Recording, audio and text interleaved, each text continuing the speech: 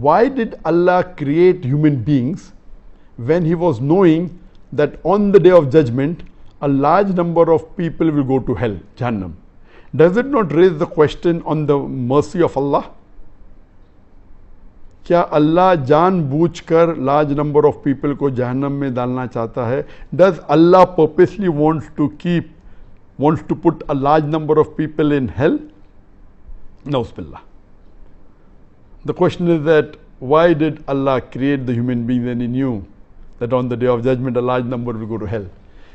The human being is a unique and one of the best creations of Allah subhanahu wa ta'ala.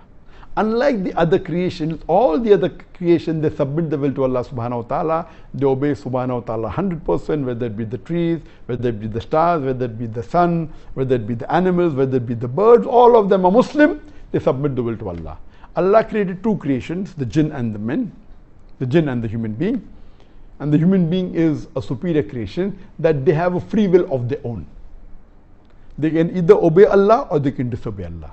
Now, after free will is given, if a person obeys the commandment of Allah subhanahu wa ta'ala, obeys and follows the Quran and the Sahih Hadith, he is far superior than a person who has no free will and he obeys the commandment of Allah subhanahu wa ta'ala. So a human being who has a choice of his own, has a free will to obey or disobey Allah subhanahu wa ta'ala, and then if he follows the commandment of Allah, he is higher even than the angels. Or the angels have no free will to disobey Allah subhanahu wa ta'ala. So He has created a new creation.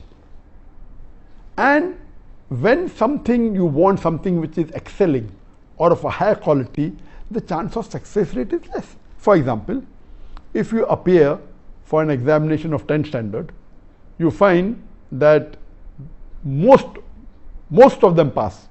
When you go to bachelor's degree, yet most of them passed, but lesser as compared to 10th standard. If you appear for an MBBS degree, the percentage of passing the exam is lesser than people passing the bachelor's in arts or in science.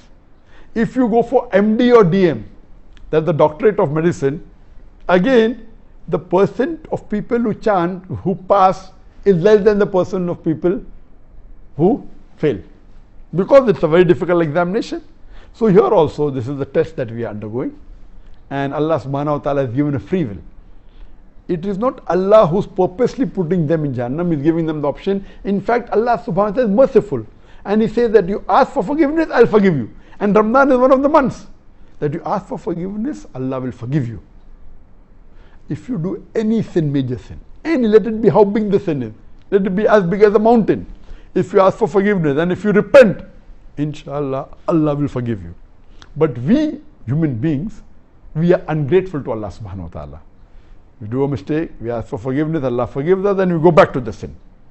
So this is the test we are undergoing, as Allah says in the Quran in Surah Al-Imran, chapter number 3, verse number 85, that kullu nafsin zakatul maut.